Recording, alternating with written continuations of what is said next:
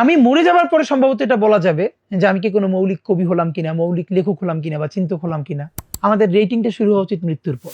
আমি শাহজাহানপুরে মসজিদে নামাজ পড়তে গিয়েছিলাম, তো এক আন্টি শুনেছেন ওখানে, উনি ওনার হাজবেন্ড ওনার বাচ্চাকে নিয়ে আমার পাশে ছবি তোলার সময় বলতেছে এইটা হলো আমার হাদি। মানে কোনো মা তার সন্তানকে হাদি হিসেবে চিন্তা করছেন, মানে এটা তো আমার জীবনে ধরনের চেয়ার পাও নাকি, মানে এটা তো আল্লাহর অনেক রহমত। একজন যিনি শুধু পেটের দায় যে কোনো মতে নিজে খেতে পারছেন না অথবা বাচ্চাটাকে খাওয়াতে পারছেন না, এই জন্য নিজের শরীরটাকে অন্যের কাছে বিক্রি করে দিচ্ছেন। এই লজ্জা আমার থাকা উচিত যে আমার দেশে একজন নারী শুধু পেটের দায় সন্তানকে খাওয়ানোর জন্য শরীরটা বিক্রি করছেন, আর আমি তার বেশ্যা ডাকি। আবার আমাদের তো মরে যাওয়া উচিত লজ্জায়। কেউ শরীফ নামে ডাকে, কেউ উসমান নামে, কেউ হাদি নামে। তো অনেক ভাইয়ের মধ্যে আমার মনে আছে রকমারি সোহাগ ভাইও আমার একদিন বললো যে শোনো, তোমার নামটা আরো ছোট করো যাতে সবার জন্য সহজ হয়। তো সবার সাথে বসে যে কি করা যায়, সব নামের প্রতি তোমার ভালোবাসা আছে, তারপরে এখন সংক্ষেপে শরীফ ওসমান বিন হাদির পরিবর্তে উসমান হাদি লিখি, যাতে সবাই করে একটু সহজ হয় সবার জন্য। আমার একটা খুব ইচ্ছা আছে, আমরা একটা বড় আকারে আর্কাইভ বা ওয়েবসাইট এরকম করতে চাই, যেখানে যে পলিটিক্যাল সায়েন্স নিয়ে পড়বে, বাংলাদেশের art, literature, cinema, even theatre, যে যে ব্যাপারে পড়বে সে কোন বইটা থেকে শুরু করবে, তারপর কোনটা, তারপর কোনটা, তারপর কোনটা, মানে তাকে একটা দুর্দান্ত এরকম দিক নির্দেশনা দেয়া থাকবে এবং এই পুরো জিনিসটা নিয়ে একটা বই হবে। এই সংগ্রামটা একটা স্বাধীনতার, ইনসাফের একটা সংগ্রামের লড়াই।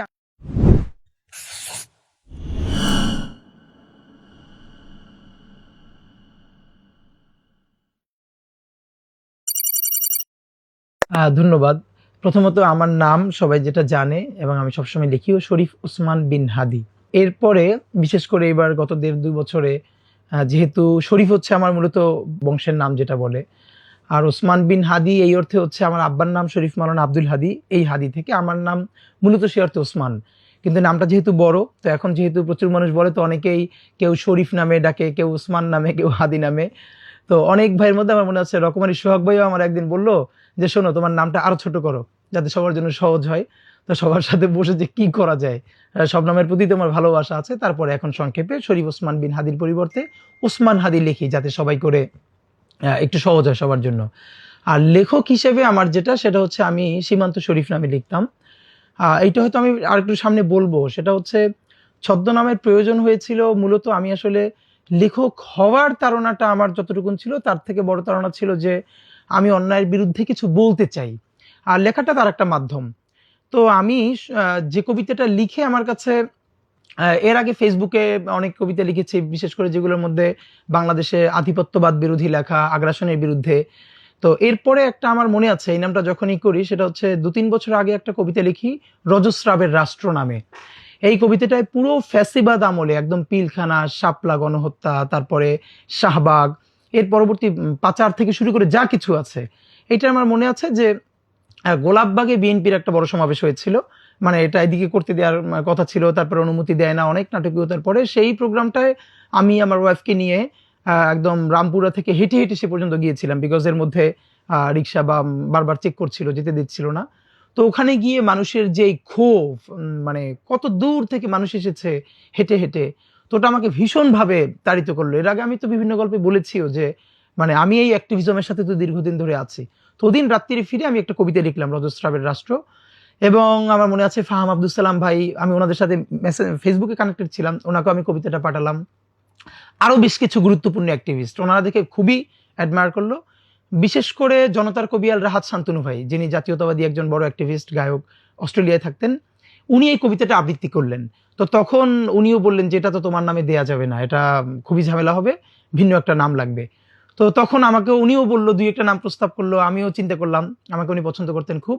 তো সীমান্ত শরীফ নামে তখন লিখতে শুরু করি এই জন্য, এবং এইটা আজকে বলি, অনেকে বলেছে যে সীমান্ত শরীফটা কেন। আপনারা ইভেন আমার যে কবিতার বইটা লাভায় লাল শাক পুবের আকাশ, এইটাও যদি খুব ভালো করে কেউ পড়ে, শব্দ হিসেবেও সম্ভবত সীমান্ত শব্দটা বারবার আছে।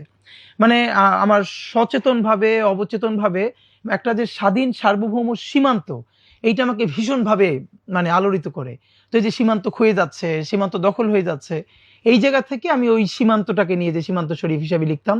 তো এরপর যখন জুলাই গণ অভ্যুত্থান হলো, এবং আমার মনে আছে যে সীমান্ত শরীফ নামে তখন আমার দেশ ইউকে থেকে ছাপা হয় অনলাইনে, সেখানেও আমার কয়েকটা কবিতা ছাপা হয়েছিল। এরপরে রাহাত শান্তনু ভাই, উনিও আমার এই সীমান্ত শরীফ নামে কবিতা আবৃত্তি করেছিলেন। তো এরপর তো মানে আর যেহেতু এখন সুযোগ এসেছে কথা বলার, তখন তো আর ছদ্মনামের দরকার হয় না, তখন আমি আমার নামেই লিখেছি আর কি। আর একটা ব্যাপার হলো, হ্যাঁ, আমার যখন বইটা বের হয়, বইটা বের হওয়ার সময়ও ওই নামটা যেহেতু আগে ক্যারি করে আসছিলাম, তখন নামটা আমরা একটা সাহস করে এক্সপোজ করি যে ঠিক আছে, যাক দেখি কি হয়। তো এখন যেহেতু সবাই এক নামে চেনে, সুতরাং এখন সবার ওসমান হাদি। আমার শক্তির জায়গাটা হলো একটু গুছিয়ে চিন্তা করতে পারা। মানে সবাই যখন চিন্তা করে, ওই আউট অফ দ্য বক্স একটু করে ভাবতে পারা, যে সবাই যেখানটায় হয়তো কেউ টাচই করছে না, লেস সিগনিফিকেন্ট মনে করছে, এটা নিয়ে ভাববার দরকার নাই, একদম খুবই মামুলি, খুবই তুচ্ছ ব্যাপারটাকেও একটু গুরুত্ব দিয়ে ভাবতে পারা, এটা আমার ভাবনার একটা শক্তির জায়গা হয়তো আমি বুঝি। দ্বিতীয় যে স্ট্রেংথটা ছিল সেটা হলো, মানে দেখেন না, আপনারা খেয়াল করবেন, আমি যা বলি এইটা না স্পেশাল কিছু না। এই যে মানুষ আমার বক্তব্য অনেকে ভালোবেসে শুনে, মনোযোগ দিয়ে শুনে, বা অনেক মানুষ দেখে, এটার মধ্যে আপনি প্রচুর একাডেমিক টেক্সট, প্রচুর রেফারেন্স, মানে প্রচুর উপাদান পাবেন না।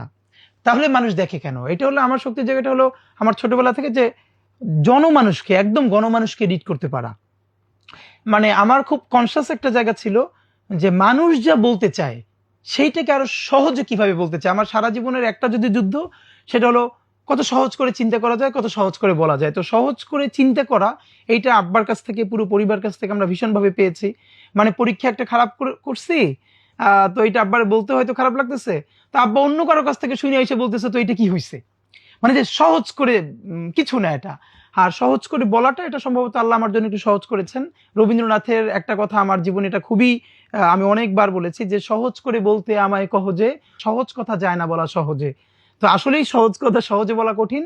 আমার মনে হয় যে আমি মানুষ যেভাবে বলতে চায়, বা সে কথাটা বলতে পারে না কিন্তু তার মনের মধ্যে আছে, ওইটা কোনো না কোনো ভাবে হয়তো আমি একটু বলে ফেলি বা বলে ফেলার চেষ্টা করি।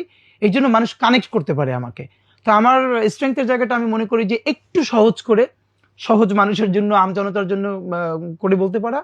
আর লেখার ব্যাপারটা বলি, আমি কোনোদিন লেখক হইতে চাইনি। মানে বাধ্য হয়ে আমি একটুখানি লেখক হয়ে গেছিলাম। সেটা হচ্ছে ছোটবেলা থেকে যেহেতু আমি বিতর্ক করি, আবৃত্তি করি, হ্যাঁ রচনা প্রতিযোগিতায় ভালো করতাম, এর মানে আমার একটা জায়গা ছিল আমি বলতাম, ভালো বলতাম, সবাই শুনতো, মনোযোগ দিয়ে প্রশংসা করতো, ভালোবাসতো। একটা সময় এই বলাটা বন্ধ হয়ে গেছে ফেসিবাদের আমলে। এটা আমি বিভিন্ন গল্পতে বলেছি, ডিউডিএস এ যেতাম, সেখানে বিভিন্নভাবে মানে আমি কথা বলতে পারছিলাম না। এখন যে মানুষটা কথা বলতে চায়, কথা বলতে পারে, আপনি তাকে রুদ্ধ করে দিলেন। তো এরপর মানে আমার মনে আছে ছোটবেলা থেকে তো আমি কবিতা আবৃত্তি করতাম, যে যার ফলে অনেক বড় বড় কবিতা 8, 9, 10 বসে একদম মুখস্থ বলতে পারতাম। কিন্তু কবিতা লেখার তাড়না আমার ছিল না। আমার মনে আছে, আমার মনে 8 না 9 পড়ি, তখন একটা জাতীয় দৈনিক আমার একটা কবিতা বের হয়েছিল। কিন্তু আর লেখক না হওয়ার যে কারণটা, সেটা হলো আমি ভীষণ অলস। এই অর্থে মানে লিখতে হলে তো এটা লিখতে হয়, বলতে হলে আমি চিন্তা করলাম তারপরে। এবং আমি আজকে বলি আপনাকে, যেমন আমি সারা জীবনে যত বক্তৃতা করছি, আমার পরিবার, আমার বন্ধুরা সবাই জানে, আমি জীবনে স্ক্রিপ্ট লিখে নিতে পারি নাই। জাস্ট আমি চিন্তাটা করি, কিছু হয়তো পয়েন্ট নোট করে ফেলি যে এই পয়েন্ট কয়টা আমি বলতে চাই, কারণ ওটা অলসতার কারণে, এটা ভালো কিছু না। আর লেখক হওয়া তো আরো বিরাট ব্যাপার, ওইটা বারবার লিখতে হবে পুরো জিনিসটা, এটা খুব অলসতার কাজ। আমার মনে হলো যখন কথা বলা বন্ধ হলো, কবি হিসেবে, মানে কবি পরে হওয়া, আমি নিজেকে এখনো কবি ওরকম দাবি করি না। মানে আমার কাছে মনে হয়েছে নজরুলের মতো কবিতা লিখতে না পারলে এর আগে কবি বলে লাভ নাই, কবিতা লেখার চেষ্টা করেও লাভ নাই।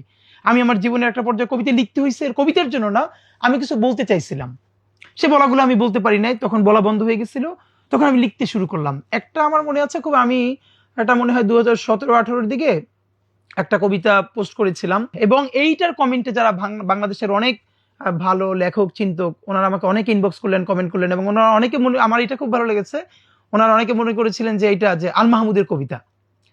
এরপর শেষে এসে আমার নাম লিখেছি। তো এবং বেশ কিছু যারা ভালো চিন্তক, লেখক, ওনারা বললেন যে তুমি এটা লেখো। তো আমি যা বলতে চেয়েছি, বলাটা বন্ধ হওয়ার ফলে তারপরে লেখায় শিফট করেছি, যে তাহলে লিখি। এবং আমার অলমোস্ট আপনি সব কবিতা দেখবেন যে ওই, এটা আমাকে অনেকে বলো যে আমার লেখা মূলত বক্তৃতা প্রধান, মানে আমি যা বলতে চাই মূলত সেই আঙ্গিকেই আর কি লেখা। তো আমি মনে করি আমার যদি স্ট্রেংথ ধরা হয়, প্রথম স্ট্রেংথটা হলো একটু আউট অফ দ্য বক্স চিন্তা করতে পারা, দ্বিতীয়ত সহজ করে মানুষের জন্য বলতে চেষ্টা করা, আর তৃতীয়ত হলো ওই সহজ কথাগুলোকে কোনো না কোনো ভাবে লিখতে পারা। আপনাদের মাধ্যমে বলি যে গত, এমনিতেও তো অনলাইনে, তারপরে ধরেন মেসেঞ্জারে, ফেসবুকে, এসবের বাইরেও অন্তত গত 1 মাস ধরে তো আমরা একদম ফজর থেকে রাত্রি 10টা পর্যন্ত আমার ইলেকশন ক্যাম্পেইনের কারণে আমার প্রচুর হাঁটার চেষ্টা করছি, বিভিন্ন মানুষের সাথে মেশবার চেষ্টা করছি। আমার টিম যারা আছে ওরা জানে। মনে হয় যে এই কথাটা 1,00,000 বার শুনেছি, সেটা হলো তুমি কিন্তু এরকম থাকবা হাদি, তুমি কিন্তু একটু বদলাবা না, তোমার কিন্তু এরকম থাকতে হবে। মানে এইটা হলো আমার জীবনের এখন পর্যন্ত সবচেয়ে বেশি কথা, যে হাদি তুমি এরকম একটু বদলাবা না, তোমাকে এরকম থাকতে হবে। গতকালকে এক আন্টি, এই ভিডিওটা সামনে এসেছে, আপনারা দেখেছেন যে আমি শাহজাহানপুরে মসজিদে নামাজ পড়তে গিয়েছিলাম, তো এক আন্টি শুনেছেন ওখানে, উনি ওনার হাজবেন্ড ওনার বাচ্চাকে নিয়ে আমার পাশে ছবি তোলার সময় বলতেছে এইটা হলো আমার হাদি। মানে কোনো মা তার সন্তানকে হাদি হিসেবে চিন্তা করছেন, মানে এটা তো আমার জীবনে ধরনের চেয়ার পাও নাকি, মানে এটা তো আল্লাহর অনেক রহমত। তো আমার জন্য সবচেয়ে চ্যালেঞ্জিং ধরেন আজকের যে হাদি, মানুষের প্রচন্ড ভালোবাসার এইরকম, ধরেন আমি তো চেষ্টা করবই। তো আমি সবাইকে যেটা বলি, আপনাদের দায় হলো আমার জন্য প্রচন্ড দোয়া করা। আমি যত চেষ্টা করি, আল্লাহ যদি রহম না করেন তাহলে এরকম থাকা সম্ভব না। তো সুতরাং সবার কাজ হলো আমার জন্য, সন্তানের জন্য আপনি যেরকম দোয়া করেন, আমার জন্য, আমার টিমের জন্য দোয়া করবেন। আল্লাহ যেন আমাদেরকে কোনোদিন বিকৃত না করেন, সততা, ইনসাফ এবং সাহসের উপরে একদম আজীবন থাকার তৌফিক দেন। আর আমাদের একটা হিসেব কি দেখেন, যে ধরেন আমি বাঁচলেও কত বছর বসবো, বাংলাদেশে তো 80 বছরের মানুষ সাধারণত বাঁচে না। তো এই জীবনটা যদি ভালোবাসাময় হয়, মানে এর চেয়ে বড় অ্যাসেট আর কি। সুতরাং ওরকম থাকতে চাই। আপনাকে ফাঁকে আপনার প্রশ্নে সরাসরি বলা হচ্ছে, একটা কথা আছে না যে power corrupts and absolute power corrupts absolutely. ক্ষমতার একটা ট্রেন্ড হচ্ছে মানুষকে দুর্নীতিগ্রস্ত করে তোলে। ধরেন এখন তো আমি পাওয়ারলেস মানুষ, আমার ক্ষমতা নাই, হ্যাঁ, সুতরাং আমার তো দুর্নীতি করবার বেশি স্কোপও নাই। এখন আমি ভালো অর্থেও ধরেন অনেস্ট, অথবা আমি সুযোগের অভাবেও অনেস্ট, দুটোই তো সত্য কথা। তা আমি যদি কখন এম্পাওয়ার্ড হই, আমার হাতে ক্ষমতা আসে, তখন যেহেতু ক্ষমতার একটাই হচ্ছে যে অ্যাবসলিউট পাওয়ার করাপ্টস অ্যাবসলিউটলি, মানুষকে দুর্নীতিগ্রস্ত করে তোলে।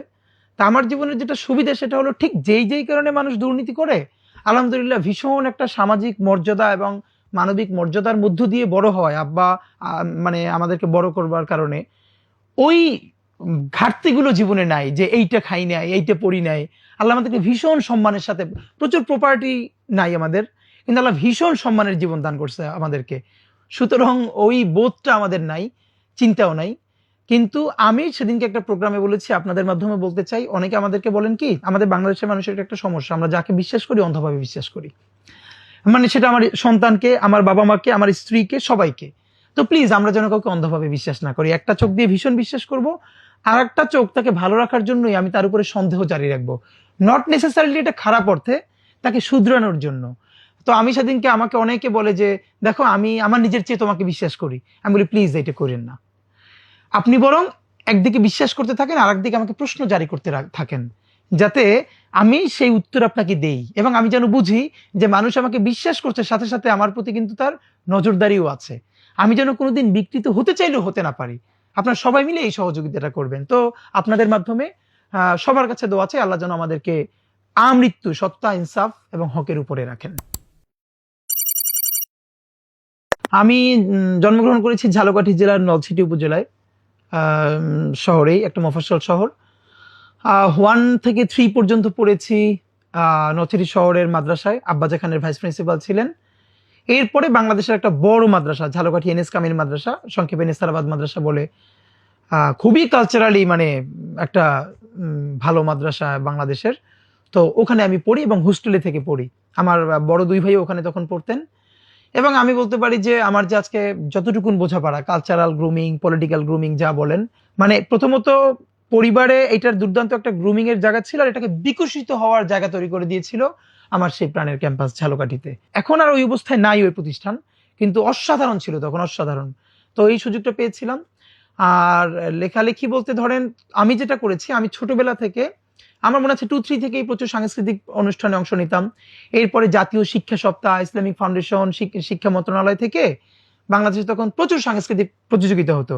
প্রথমে যেমন কবিতা, বক্তৃতা, বিতর্ক, রচনা প্রতিযোগিতা, এগুলোতে প্রথমে উপজেলা পর্যায়ে, তারপরে জেলা, বিভাগ, ঢাকা পর্যন্ত আনা হতো।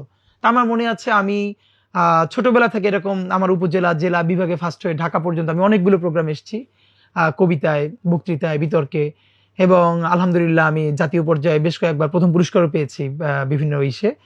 তো এই কারণে এই যে একটা জার্নি, আর আমার একটা সুবিধা ছিল, একে তো আমি মাদ্রাসার ছাত্র, সুতরাং এই জায়গাটা আমি জানতাম ইন্টার পর্যন্ত। আর আমি যাদের সাথে এসে প্রতিযোগিতায় কম্পিট করতাম, আমার মনে আছে ঢাকায় যখন আসতাম তখন তো আমার সাথে কম্পিট করতে কেউ ভিকারুন্নেসার, কেউ মতিঝিল আইডিয়ালের, ঢাকার অন্য কেউ রাজশাহীর।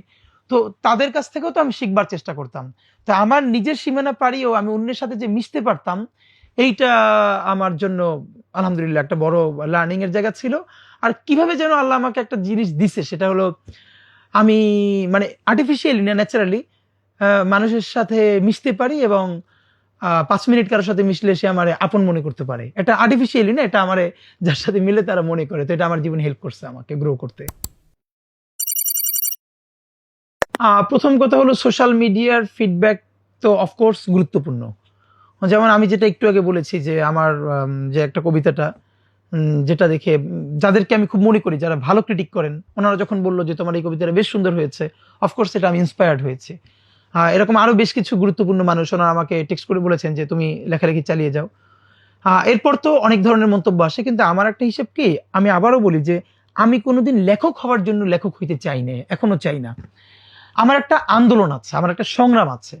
আমি মানে আমি বলতে যখনই আমি কথাটা আমি বলছি, এটা হলো আমি মানে আমার টিম, আমরা।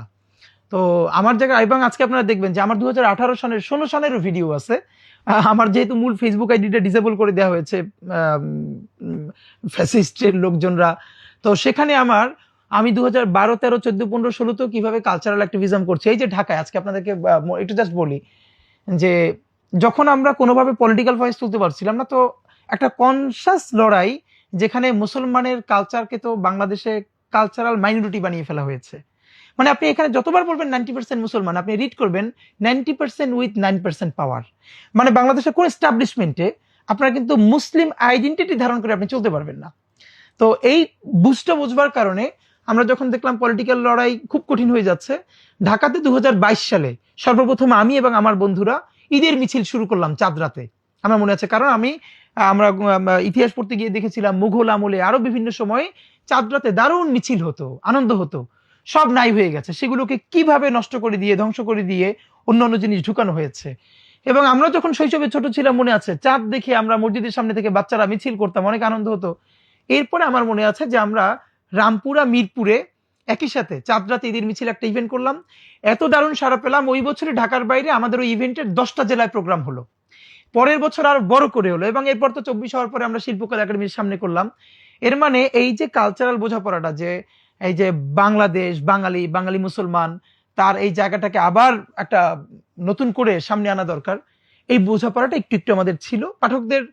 যেমন যেটা আমার আজকে আমি এই স্মৃতিটা আপনার সাথে বলতে চাই, যেমন আমার যে প্রথম কাব্যগ্রন্থ লাফায়েল আলশাক পুবের আকাশ, এটার উৎসর্গটা আব্বাকে নিয়ে করা। তা আমার মনে আছে যে আমার যখন আমি বইমেলায় ছিলাম, আমার প্রকাশনী থেকে এটা বেস্টসেলার হয়েছিল কবিতায়। তো একজন শুধু উৎসর্গটা দেখে বইটা কিনে নিয়েছিলেন, মানে উনি ভীষণ আপ্লুত হয়েছিলেন, এবং উনি রিলেট করতে পারতেছিলেন যে আমি আব্বাকে কোনোদিন বাবা বলি নাই, এর মানে বাবা বলা অপরাধ না। কিন্তু আমি আমার আব্বাকে আব্বা বলেই ডাকছি। আমি শিল্পে, সাহিত্যে, বক্তৃতা আব্বাকে আব্বা বলতে পারতে চাই।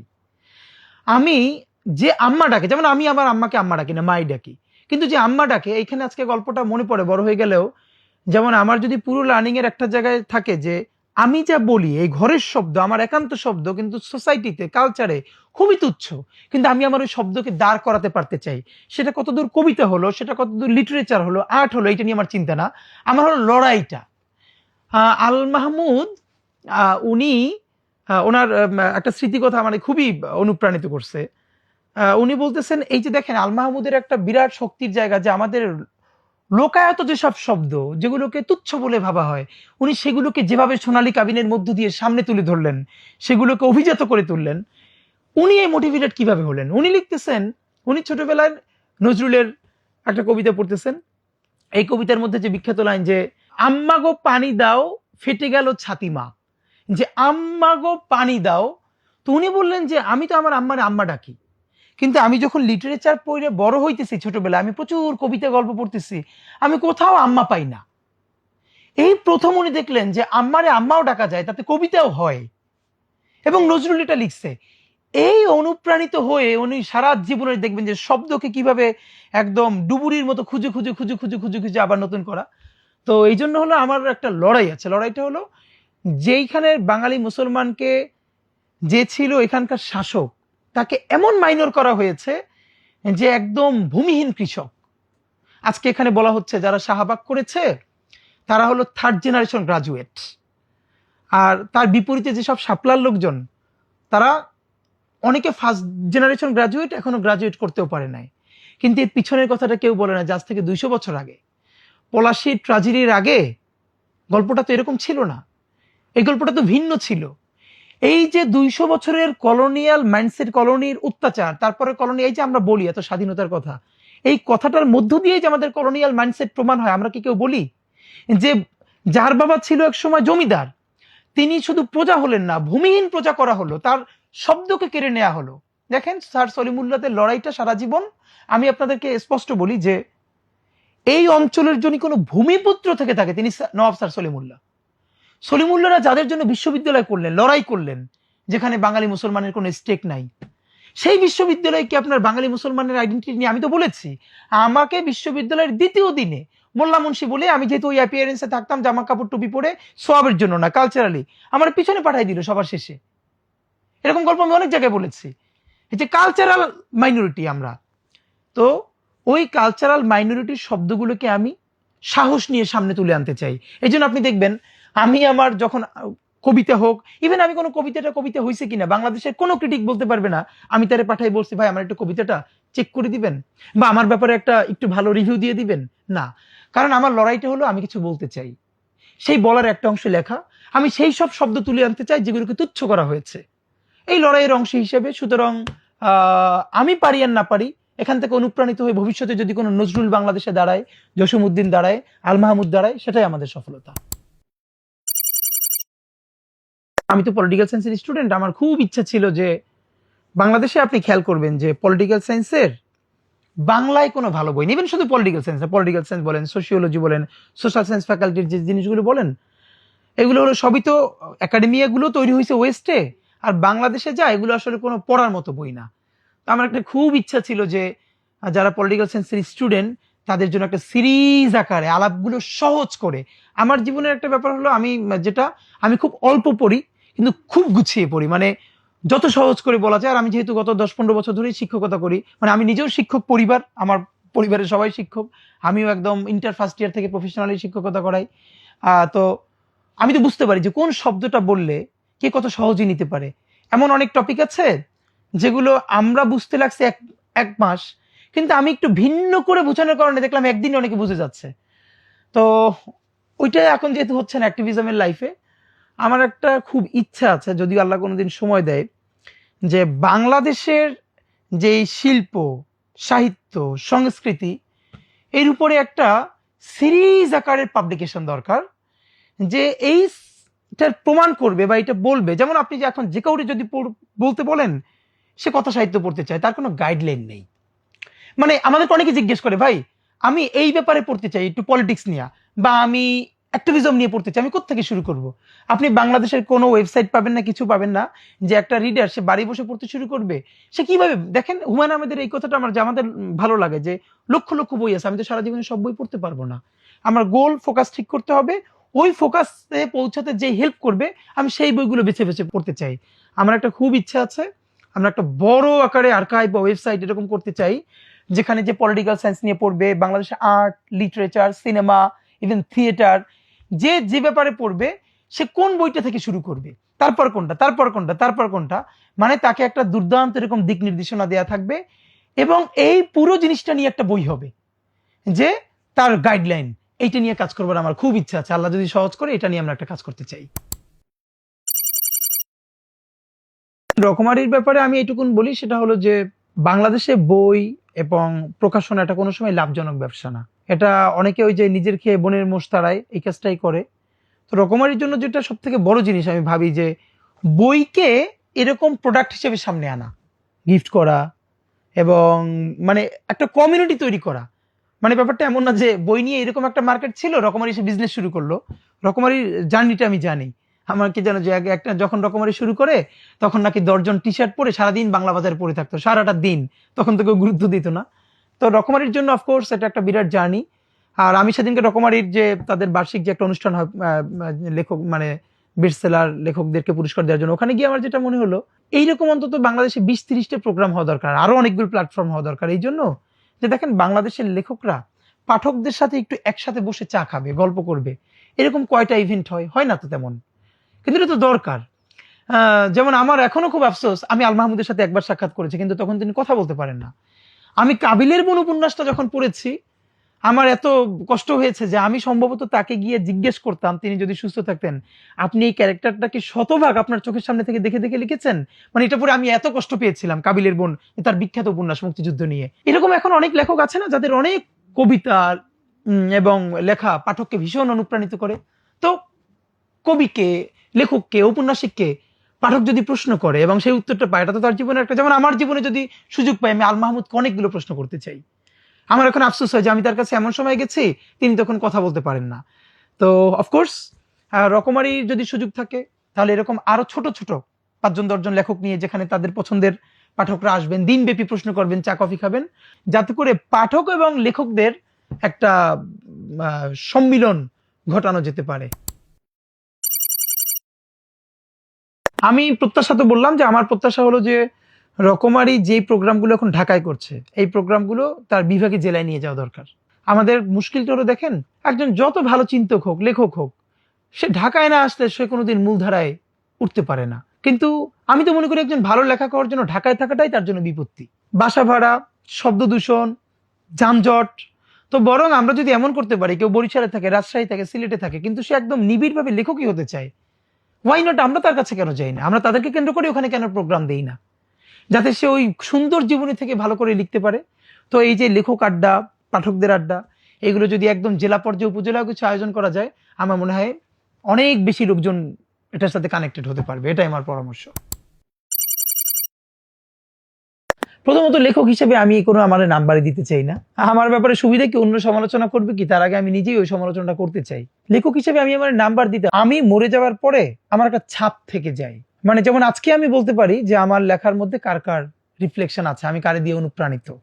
হ্যাঁ, কিন্তু আমি মরে যাওয়ার পরে সম্ভবত এটা বলা যাবে যে আমি কি কোনো মৌলিক কবি হলাম কিনা, মৌলিক লেখক হলাম কিনা, বা চিন্তক হলাম কিনা। তো এর আগে লেখক হিসেবে আমরা তো কত লেখক, এই হিসেবে আমি আমাকে কবি হিসেবে বলতে অত পছন্দ করি না।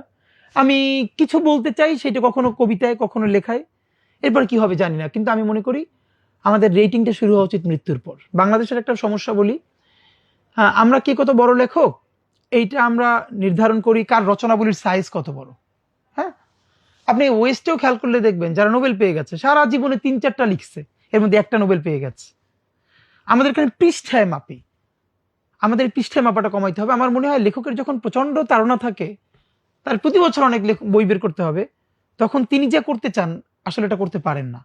আমার মনে হয় সারা জীবনে একজন লেখকের তো একটা গ্রেট ওয়ার্ক হইলেই হয়, যেটা সে মরে যাওয়ার পর 100 বছর তারে বাঁচায় রাখবে। আমার মনে হয় গোতে যখন ফাউস্ট লেখেন, এইটার প্রথম পর্ব লেখার পর তিনি অনেকদিন ফালাই রাখছেন। ওনার কাছে মনে হয়েছে এটা অখাদ্য, এটা কোনো লেখাই হয় নাই। অনেক পর উনি এরপর আবার লিখতে শুরু করছেন এবং এটা আজকে এপিক হয়ে গেছে। মজার ব্যাপার হলো, ফাউস্টের বাংলাদেশে সব থেকে ভালো অনুবাদটা করেছেন আহমদ ছফা। আহমদ ছফা অনুবাদটা করতে গিয়া সেটা অনেক দিন পর্যন্ত তার মনে হয়েছে এটা কোনো ভালো কাজ হইতেছে না, আমার তিনিও রেখে দিচ্ছেন। মানে আমাদের একটা সমস্যা যে আমরা খুব অল্পতে তুষ্ট হয়ে যাই, আত্মতুষ্টি। বরং আমি মনে করি একজন চিন্তক, লেখক, কবি হিসেবে আমাদের জন্য যেটা সব থেকে বেশি দরকার, ভীষণ অসন্তুষ্টি থাকা দরকার নিজের ব্যাপারে। মানে কোনো কিছুকেই যেন আমাকে শতভাগ আত্মতৃপ্ত করে ফেলতে না পারে। কারণ আমি যদি ভীষণ আত্মতৃপ্তিতে ভুগি, তাহলে তো আমার নতুন তাগাদা তৈরি হবে না, গরজ তৈরি হবে না। অনেকে বলে যে আমরা পাশের জনের সাথে কম্পিট করবো, আমি কম্পিট করব পরবর্তী 100 বছর পর যে আসবে, সে আমাকে, আমার কতটুকু ইম্প্যাক্ট তার মধ্যে গিয়ে পড়বে, এটাই। একজন মানুষের তো আসলে অনেকজন প্রিয় লেখক থাকে, প্রিয় চিন্তক থাকে, ওরকম নাম বললে তো অনেকজনের নাম হবে। কিন্তু আমি যদি কমপক্ষে 3 জনের নাম বলি, আমি মনে করি যে আমার চিন্তায় এবং লেখার মধ্যে তাদের ছাপ আছে, এবং এটাকে আমি কোনো লুকোতেও চাই না, এটা আমার জন্য সম্মানের মনে করি। অবশ্যই প্রথম হলো কাজী নজরুল ইসলাম। মানে আমার কেমনে কেমনে যেন ছোটবেলা থেকে যখন আমার বন্ধুরা গল্পের বই পড়ে, আমি জীবনে খুব কম গল্পের বই পড়ছি বেছে বেছে, আমি তখন কবিতা পড়তাম। এর একটা কারণও ছিল, আমি একটা কবিতার প্রোগ্রামে যখন মানে প্রতিযোগিতা অংশগ্রহণ করতে চাই, তখন 6-এ পড়ি মনে হয়। তখন একজন ম্যাডাম ছিলেন বিচারক, উনি আমাকে ডেকে বলছিলেন যে শোনো, যখন বাসায় পড়বা গল্পের বই কম পড়ে কবিতা পড়বা, শব্দ করে করে পড়বা, এটা আমার খুব কাজে লাগছে। এবং আমি তখন ওই যে নজরুলের কবিতা পড়ে পড়ে মানে আমার সারা জীবনে যদি কারোর প্রতি অসম্ভব মুগ্ধতা থাকে, অসম্ভব মুগ্ধতা, সেটা হলো কাজী নজরুল ইসলাম। আমার একটা সময় ইচ্ছা ছিল আমি নজরুলের উপর পিএইচডি করব, কিন্তু এরপর তো পলিটিক্যাল সায়েন্সে পড়া, জীবন অন্যরকম হয়ে যাওয়া। তো নজরুলকে এখানে আসলে আমরা পোর্ট্রেই করতে পারি না এখন পর্যন্ত, যে নজরুল কি শক্তিটা। তো অবশ্যই কাজী নজরুল ইসলাম। জসিমউদ্দিন, জসিমউদ্দিনের ব্যাপারে একটু এটুকুন শুধু বলা, ওনাকে পল্লী কবি বলে ওনাকে খুব ছোট করা হয়। ওনার মতো নাগরিক কবি বাংলাদেশে কম। আপনাকে শুধু একটা বলি, বাংলাদেশের শিল্প সাহিত্যের কি ছোট লোকই দশা। কলকাতার কোন সিনেমার 34 নাম্বার ক্যারেক্টার হিসেবে ঢাকা থেকে অভিনয় করতে গেছে, 1 মাস রয়েছে, এসে এরপর দেখবেন কলকাতার অ্যাকসেন্টে বাংলা বলে। মানে এতটা ছোট লোকই তাদের মধ্যে আছে একটু যাতে ওঠার জন্য। জসিমউদ্দিন, ওনার ব্যাপারে আমার একটা বিরাট মানে আমি অবাক হই, এই ভদ্রলোক আজীবন রবীন্দ্রনাথের জীবন কাটাইছেন ঠাকুর বাড়ির রাঙিনায়। উনি শান্তিনিকেতনে রয়েছেন সারা জীবন, শান্তিনিকেতনের সাথে ওঠা বসা। কিন্তু উনি যখন লিখছেন দেখেন উনি কিভাবে আপমর বাংলাদেশের ফরিদপুরের সেই জবান, সেই শব্দকে, ইভেন ওনার কবিতাকে কলকাতায় কবিতায় বলা হইতো না, গাইয়ে বলা হইতো, গ্রাম্য বলা হইতো, কিন্তু এটাই নাগরিক, এটাই নাগরিক হয়ে ওঠা। উনি কোনোদিন সেই চিন্তা করেন নাই। উনি ঢাকা বিশ্ববিদ্যালয়ের শিক্ষক ছিলেন, কিন্তু ওনার লেখা পড়লে কেউ বুঝবে। উনি ঢাকা বিশ্ববিদ্যালয়, যে আমাদের একটা বিশ্ববিদ্যালয়ের ফ্যাকাল্টি হওয়ার সাথে সাথে একটু গরিব শব্দকে একটু বড়লোকি করবার যে ট্রেন, সেটা জসিমউদ্দিনের নাই। ওটা তো ওনার বিরাট বিপ্লবী। উনি যখন বলতেছেন গলেতে তাসবির ও মালা, কে জানি ওই কামলিওয়ালা, আমি তো অবাক হই যে উনি একজন শান্তিনিকেতনে বেড়ে ওঠা মানুষ, ঢাকা বিশ্ববিদ্যালয়ের শিক্ষক, কিন্তু কিভাবে বলতেছেন এই শব্দটা। সুতরাং জসিমউদ্দিন। এবং সর্বশেষ যার কথা আমি আমার জীবনে মানে আল মাহমুদ, আল মাহমুদের যে লড়াই, এবং আল মাহমুদের ব্যাপারে আমার একটা দুঃখ বোধ আছে, সেটা হলো আল মাহমুদ অনেক বড় কবি হওয়ার কারণে ওনার কথা সাহিত্যের ব্যাপারে আমরা অনেকে কম জানি। আমার ধারণা আল মাহমুদ যদি কবি না হতেন, তাহলে বাংলাদেশের শ্রেষ্ঠ ঔপন্যাসিকদের এবং গল্পকারদের প্রথম 5 জনের একজন উনি হতেন। তো এই 3 জনার ছাপ আমার মধ্যে ভীষণভাবে আছে আমি মনে করি। এছাড়া তো অনেককে পছন্দ করি যাদের লেখা পড়ি এবং ভালোবাসি। যারা আমাকে পড়েন বা আমার কথা শোনেন, তাদের জন্য বার্তা আমার শুধু এটা, যে আমরা হয়তো লেখক, কবি, সাহিত্যিক, বক্তা কোনোটাই হতে পারছি না। আমাদের জীবনে এইটা কোনোটা হওয়ার ইচ্ছা নাই। আমরা একটা মুভমেন্টে আছি, একটা সংগ্রামে আছি। এই সংগ্রামটা একটা স্বাধীনতার, ইনসাফের একটা সংগ্রামের লড়াই। আমি যে কবিতাটা পড়েছিলাম যে দাঁড়িয়ে আছে যুগপদ বিশ্বাস জননী, অনেকে এটা ভুলভাবে এডিট করেছে। দেখেন, আমি এটা অনেকবার বলেছি যে একজন যিনি শুধু পেটের দায়, যে কোনো মতে নিজে খেতে পারছেন না অথবা বাচ্চাটাকে খাওয়াতে পারছেন না, এই জন্য নিজের শরীরটাকে অন্যের কাছে বিক্রি করে দিচ্ছেন, এই লজ্জা আমার থাকা উচিত। যে আমার দেশে একজন নারী শুধু পেটের দায় সন্তানকে খাওয়ানোর জন্য শরীরটা বিক্রি করছেন, আর আমি তার বেশ্যা ডাকি। আবার আমাদের তো মরে যাওয়া উচিত লজ্জায়। যে অন্য কোনো কারণে প্রতিদ্বন্দ্বিতা করে, তার তো পক্ষ নেওয়ার কোনো কারণ নাই। কিন্তু এমন অনেক মানুষ আছে, আপনি রাতে বের হয়ে দেখেন বাচ্চার মুখে খাবার দিতে পারে না। আপনি খেয়াল করেন, আমার চোখে আপনার চোখে যিনি একজন বেশ্যা, এই মানুষটা যখন এই টাকায় বাচ্চার জন্য একটা খাবার কিনে নিয়ে যাচ্ছে, সেই বাচ্চার চোখে উনি এই দুনিয়ার সব থেকে সম্মানিত জননী। একজন নারীকে দুটো চোখে, একজন তার কাছে জননী আর আমার চোখে বেশ্যা। একটা বিশ্বাস করেন, ন্যূনতম বৈষম্যহীন ইনসাফের সমাজ যতদিনই আমরা সবাই মিলে তৈরি করতে না পারবো, ততদিন আমরা হয়তো কাউরে বেশ্যা আরো অনেক কিছু বলে গালি দিতে পারবো, আমরা একটা ভালো সমাজ পাবো না। এই দায়টা আমাদের সমাজের। আমরা এখনো বিয়ের খাবারে গিয়ে অর্ধেক খাবার নষ্ট না করলে আমরা জাতে উঠতে পারি না। আমরা এখনো যেই পরিমাণ কমিউনিটি সেন্টারে একটা বিয়ের প্রোগ্রামে খাবার নষ্ট হয়, এদেশে এখনো ডাস্টবিন থেকে খাবার তুলে খেয়ে, আপনারা রাত্রিরে দেখবেন, কালকেও মগবাজারে দেখেছি রাত্রিরে বাচ্চারা খাবার তুলে খাচ্ছে। এই বাচ্চাটা আপনি হইতে পারতাম, আমি হইতে পারতাম, আল্লাহ আমাদেরকে এখানে পাঠান নাই। তাহলে যে এখনো ডাস্টবিন থেকে খাবার তুলে খাচ্ছে, সেই দেশে আমি ফুটানি করে, আমি বিয়েতে খাবার নষ্ট করি, আমার অফিসে খাবার নষ্ট করি, প্রতিদিন ফ্রিজ থেকে এত খাবার ফেলে দেই, আল্লাহ জিজ্ঞেস করলে আপনি আমি জবাব দিব কি ভাই? সুতরাং যতদিন না পর্যন্ত একটা ন্যূনতম অর্থনৈতিক মুক্তি মানুষের জীবনে ঘটবে, আমরা যত দিনের কথা বলি, ভালো কথা বলি, এগুলো তার জীবনে কোনো ভ্যালু অ্যাড করবে না। কারণ ক্ষুধার থেকে বড় দিন এই দুনিয়ায় নাই। আল্লাহ রাসূল এই জন্য চরম দারিদ্র থেকে নিজে পর্যন্ত আল্লাহর কাছে পানা চেয়েছেন। চরম দারিদ্র এমন জিনিস যে মানুষের ঈমান পর্যন্ত নষ্ট হয়ে যায়। সাহাবারা পর্যন্ত কষ্ট করেছেন, আর আমরা কি মানুষ বলেন? তো আমরা যে বৈষম্যহীন একটা ইনসাফের সমাজ তৈরি করতে চাই, সেই লড়াইয়ে কারো অনেক বড় কবি হয়ে উঠতে হবে, ইনসাফের কবি, কারো সাহিত্যিক, কারো ব্যবসায়ী, কারো বুদ্ধিজীবী, কারো রাজনীতিক। প্লিজ, আপনার যার যেখানে স্কিল আছে, আপনি যদি ভালো কবি হন, আপনি ইনসাফের রাষ্ট্রের জন্য একজন বড় কবি হয়ে ওঠেন। আপনি যদি চিন্তক হন, আপনি গবেষক হন, আপনি লেখক হন, ঔপন্যাসিক হন, আপনি ব্যবসায়িক হন, আপনি প্লিজ 10টা কাজ করেন না। আমরা যে লড়াইটা করতেছি, আমরা কোনোটা ভালো করে করতে পারতেছি না। আমরা ছোট্ট একটা টিম, কিন্তু আমাদের অনেক কাজ। এবার যদি আপনারা কেউ অনুপ্রাণিত হয়ে কবিতাটার জন্য 10টা নজরুল দাঁড়ায় যায় আগামী 20 বছর পরে, 50 জন ব্যবসায়ী দাঁড়ায় যায় ইনসাফের পক্ষের জন্য, 50 জন রাজনীতিবিদ দাঁড়িয়ে যায়, তাহলে তো ইনশাল্লাহ এরকম এই দেশ আজীবন থাকবে না। আমরা একটা ভালো দেশ পাবোই। সেজন্য আমাদের সবাইকে এগিয়ে আসতে হবে। এটাই শুধু আপনাদের প্রতি আমাদের অনুরোধ এবং আবদার। আপাতত আমি আমার যে লাভায় লাল শাক পুবের আকাশ, এখানের ছোট্ট দুটো কবিতা একটু পড়ি। প্রথমত হলো জীবন থেকেই নেয়া। ছোটবেলা থেকে হোস্টেলে থেকে বড় হয়েছি তো, আর আমি ভাই বোন সবার ছোট, ভীষণ হোমসিকনেস ছিল, মানে বাড়ি গেলে এখন মায়ের কাছেই ঘুমাই। তো আমার মনে হয় এই কবিতাটা পড়ে আমার মনে আছে যে অনেকে আমাকে নক করেছিল যে ওনারা ওই লাইফে ফিরে গেছে। কবিতাটার নাম ছোট্ট, বোর্ডিং। হ্যাঁ, তো একটু পড়ি আমি। বাড়ি থেকে বহুদূর, চৈত্রের রোদ্দুর, আব্বার মাথায় আমার বেডিং আর ট্রাঙ্ক, কষ্ট না করলে বড় হবি কেমনে, আব্বা বোঝায়, বড় হওয়া লাগবে কেন, ফুপিয়ে কাঁদি, বাচ্চা বয়স, মায়েরে থুইয়া কিসের পড়া, কিসের ক্লাস, অসুখ হইলেও ছুটি নাই, বেশি কানলে নাম কাটা, পুরানরা এই কথা কয়, ডর দেখায়, স্বপ্ন দেখে মায় মরে যায়, চৌকাঠে চাইয়া চক্ষু মোছে, আর আমার জামা বক্ষে জড়ায়, বোর্ডিং এ রাইখা গিয়া বাপজানেরা জানে, তিমির রাইতে বুক ভাসাইয়া মায়েরে খোঁজার মানে। আর একটা কবিতা একটু পড়তে চাই। এই কবিতাটা 2022-এর দিকে লেখা। এটা আমার খুব মনে আছে যে বাজার করতে গেছি, মুদ্রাস্ফীতি বেড়ে বেড়ে এমন হয়েছে, আপনাদের নিশ্চয়ই মনে থাকবার কথা, যে সবকিছুর দাম অনেক যখন টাকা হাসিনার শেষের দিকে।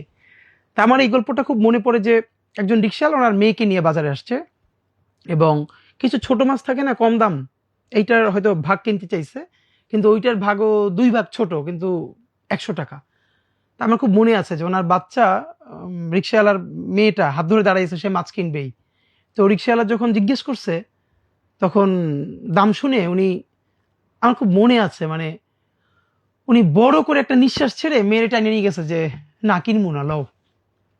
এরপর উনি সম্ভবত কি যেন একটা সবজি কিনে নিয়ে গেছেন। আমি বাসায় গিয়ে ওইটা আমার মনে আছে, আমি সেদিন কেঁদে ফেলছি যে যখন মানুষ এত দামে, আমি বাজার ঘাট এগুলো কেন, আমি যখন বাজার করতাম ওইখানে 2500 টাকা 30,000 টাকা ইলিশ মাছের কেজি, দাম দর করতেছে না, কিনে নিতে যাইতেছে। রাষ্ট্রের এমন কর্মকর্তারা যাদের বেতন 40,000 টাকার বেশি না, আবার এইখানেরই নাগরিক 50 টাকার ভাগাড়ের ছোট মাছ কিনতে গিয়া এমন অসহায় আত্মসমর্পণ দেখেন। এবং আমার মনে আছে উনি তখন একটা গালি দিচ্ছিল, এই গালিটা আমি এখানে বলতেছি না, এই গালিটা রাষ্ট্র ব্যবস্থার জন্য এমন, এটা বাধাই রাখা দরকার। ওনার মেয়ে দাঁড়াই আছে কিন্তু কিনতে পারতেছে না। তখন ছোট্ট এটা আমার লেখা, আমি এসে লিখছিলাম যে কবিতাটার নাম হলো বোবার চক্ষু। এক চোখে রাত দেখি, অন্য চোখে দিন, লোপাটের উল্লাস দেখি এক চোখে, অন্য চোখে মাথা পিছু ঋণ, এবার জোড়া চোখে বাজার দেখি, কয়েদির মতো কেঁদে পালায় অক্ষম পিতা, হঠাৎ মানচিত্র দেখি, দেখি অক্ষরেখায় রক্ত বেচার বিজ্ঞাপন, আর শ্যাওলা রঙের শাড়ি পরে দ্রাঘিমায় খদ্দেরের জন্য দাঁড়িয়ে একজন যুগপৎ বেশ্যার জননী। ধন্যবাদ।